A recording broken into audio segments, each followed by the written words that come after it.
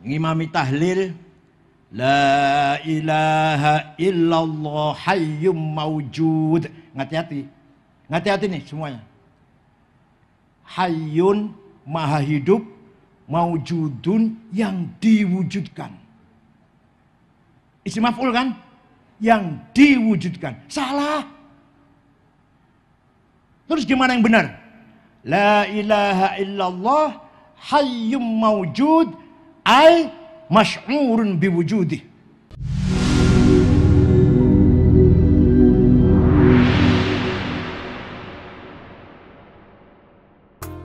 Pesantren Al-Hisnul Hasin, benteng yang kokoh dalam memperkuat persatuan NKRI, semangat ukhuwah watoniyah, spirit nasionalis.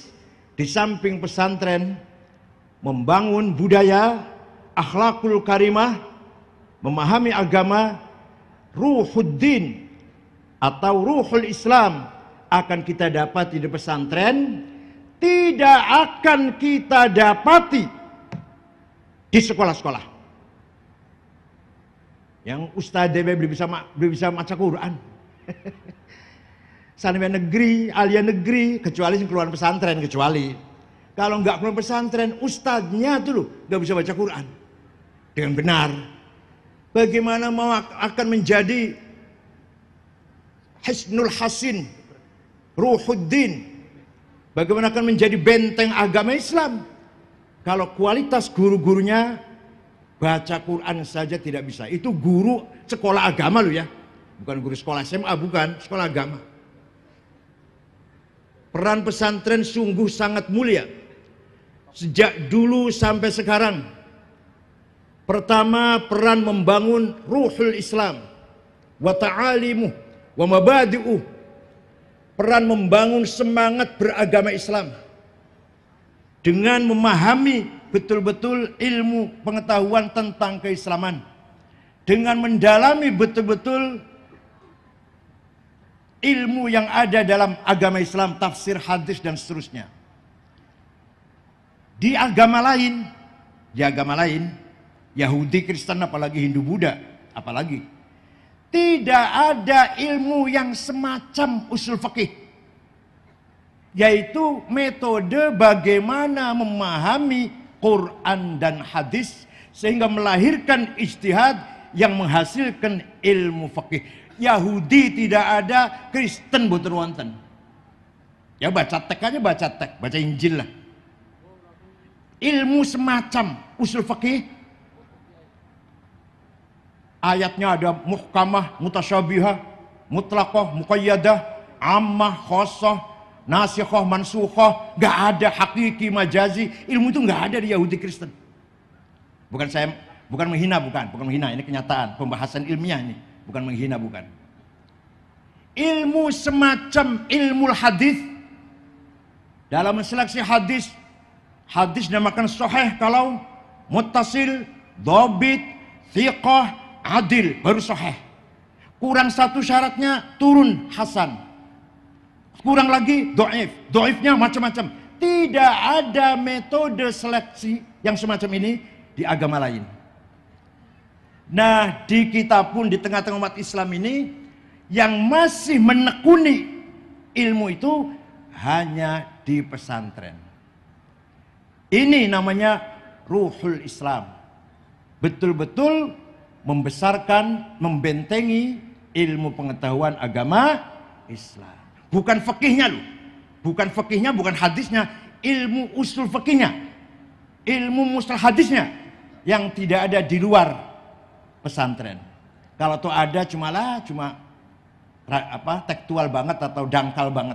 Di pesantren Latiful Syarat sampai Jamul Jawami, kiainya menerangkan sampai kemeringet. Padahal angka bayarannya padahal. Tadi Mas Kangmu sudah menjelaskan kalau sowan ke kiai harus pakai bawa sedekah.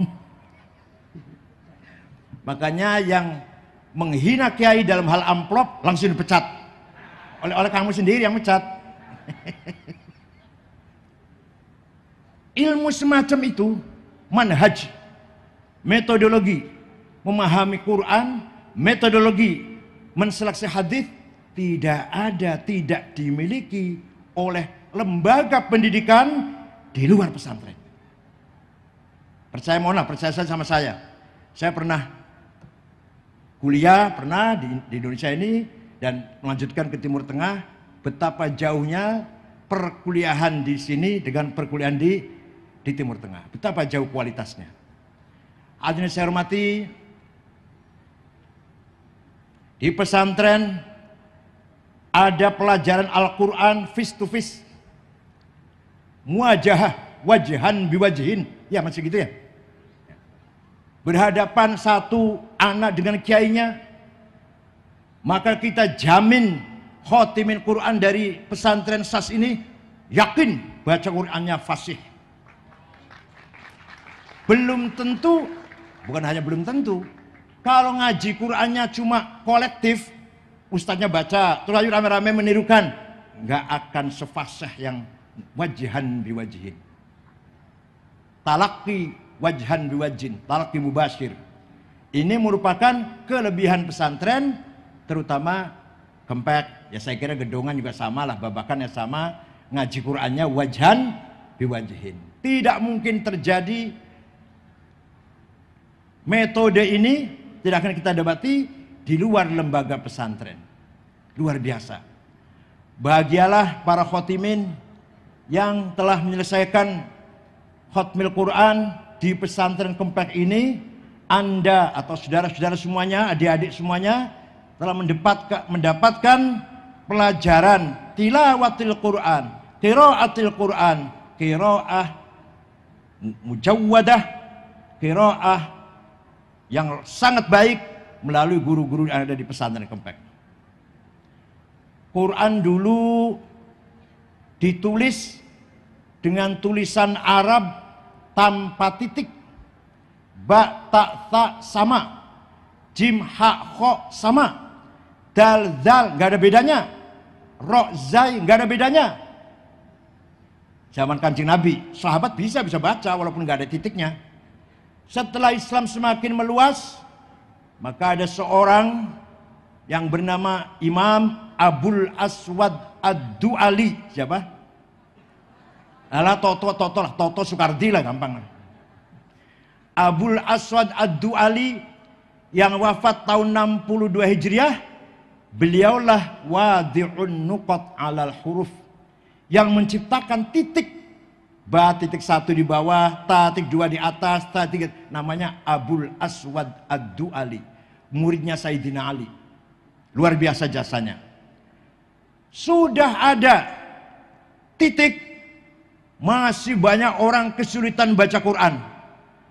Maka seorang Imam Al-Khalil bin Ahmad Al-Farohidi, wafat tahun 175 Hijriah, menggagas syakal, fathah, domah, kasroh, fathaten, domaten, kasroten, tasdid, sukun.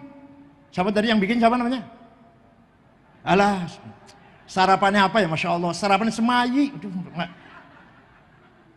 Khalil bin Ahmad Al-Farohidi, sarapan tuh susu, telur, madu, cerdas. Sarapannya semayi, Masya Allah. Aduh, ya Allah.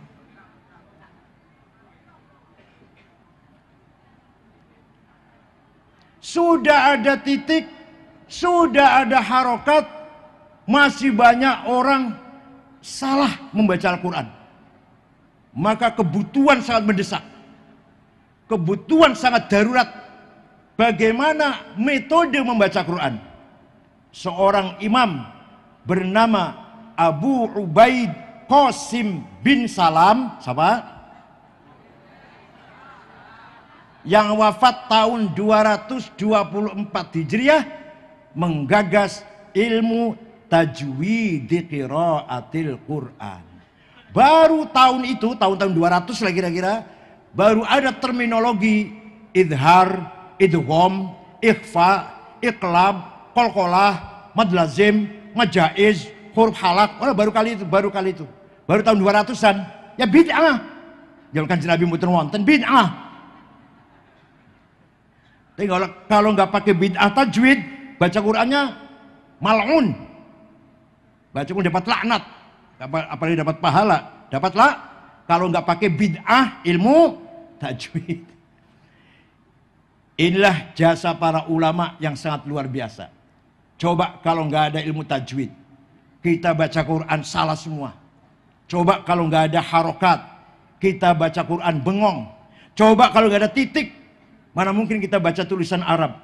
Itulah jasanya para ulama terdahulu yang sampai sekarang masih dimanfaatkan oleh kita semua. Luar biasa. Itulah jasa para ulama. Oleh karena itu kita sekarang tinggal rajin baca Quran. Orang Islam harus rajin baca Quran. Pagi-pagi sebelum lisan, apa lisan itu apa? Cangkem, kasar, cangkem kasar.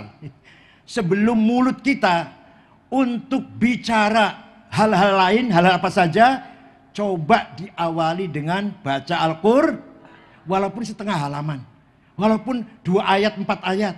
Sebelum ngomong yang lain. Baca Quran dulu, baru Pak Bupati ngurusi administrasi lah, atau ngurusi perintah-perintah. Baca Quran dulu. Lisan dari Allah ini coba kita gunakan. Pertama kali pagi-pagi kita gunakan untuk qiraatul Qur'an. Ayatu haqqin minar rahmani muhdatsatun qadimatun sifatul mausufi bil qidami lam taqtarin bi zamanin wahya tukhbiruna anil ma'adi wa an adin wa an irami damat ladaina fafaqat kulla mu'jizatin minan nabiyina idh ja'at wa lam tadumi muhakkamatun fama tubqina min syubahi lidhi shiqaqin wa ma tawghina min hakami ma huribat qattu illa ada min harabi adal a'adi ilaiha mulqiyas salami raddat balaghatuha da'wa mu'aridiha raddal ghayuri yadal jani'anil hir'anil harami laha ma'anin kama wujil bahri fi madadi wa fawqa jawharihi fil husni wal qiyami fala tu'addu wa la tuhsa ajaibuha wa la tusamu 'alal ikthari bis sa'ami qarrat biha 'ainu qariha faqultu lahu laqad dhafirta bihablillahi fa'tasimi intatluha khifatan min harri nari ladha atfa'ta nara ladha min wardiha syabimi. Wah, kalau saya baca semua sampai subuh nanti.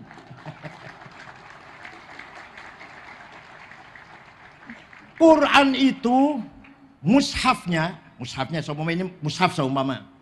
Mushafnya ini hadis baru dicetak di Jakarta, di Surabaya, yang nyetak manusia, yang nyetak tintanya yang bikin manusia, kertasnya yang bikin Sinarmas. Baru kan? Tapi Quran sebagai sifatul qadim, sifatullahil dzatil qadim, maka Quran adalah qadim. Malah paham orang ya. Aduh. Mushafnya hadis, tapi Quran sebagai sifatnya Allah qadim. Oh, paten. Dan Al-Quran mukjizatnya Rasulullah yang sampai ila yaumil qiyamah tidak akan hilang insyaallah. Dijaga oleh hafazatil Quran, oleh para penghafal Quran. Tidak akan bertambah, tidak akan berkurang, tidak akan rusak.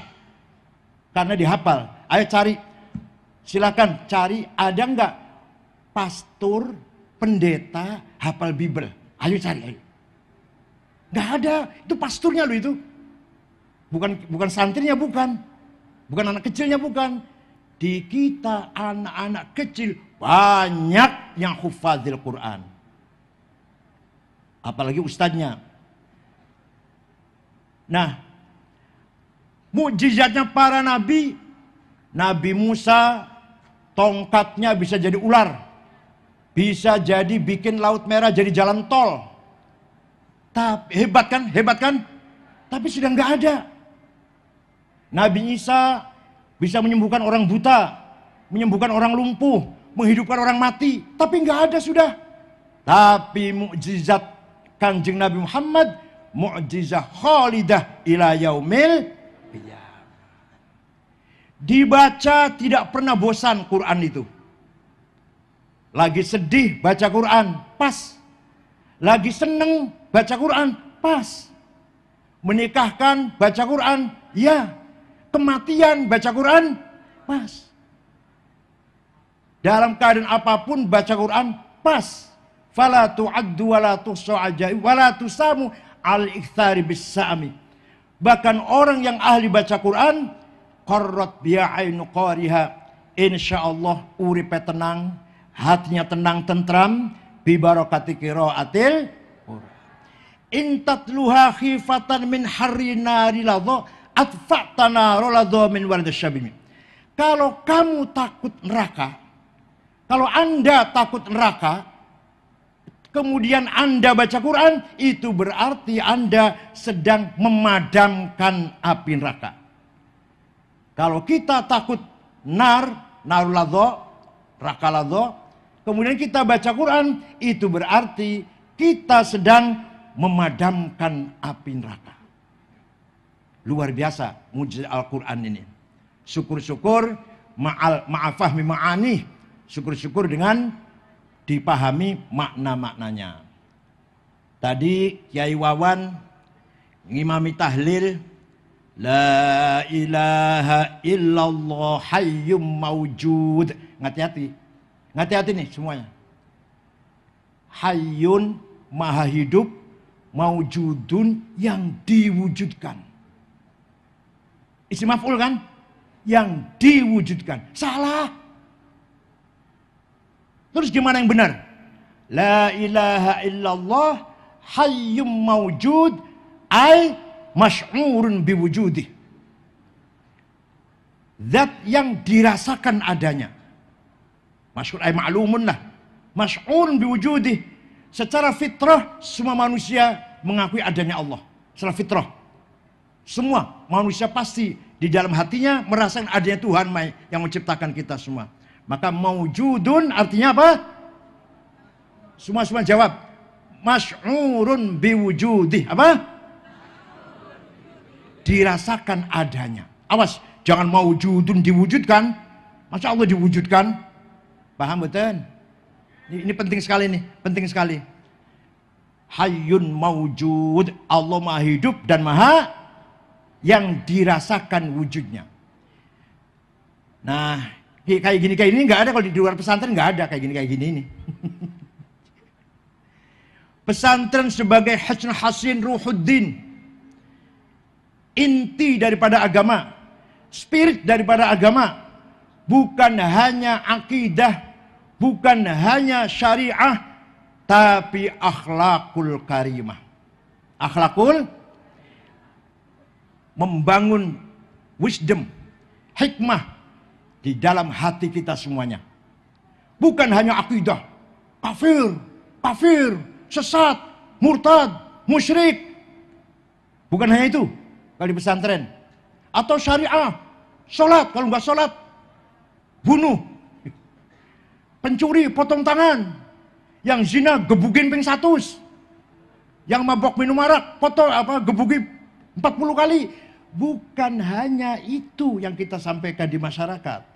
Tapi yang paling penting adalah budaya, akhlakul karimah. Malah sebelum skill, karakter dulu. Karakter sebelum skill. Wa yuzakkihim baru wa yu'allimuhumul kitab. Tazkiyatun nafas dulu. Membangun kepribadian dulu. Dengan budaya yang maksimal. Akhlakul karimah yang maksimal. Baru ilmu pengetahuan.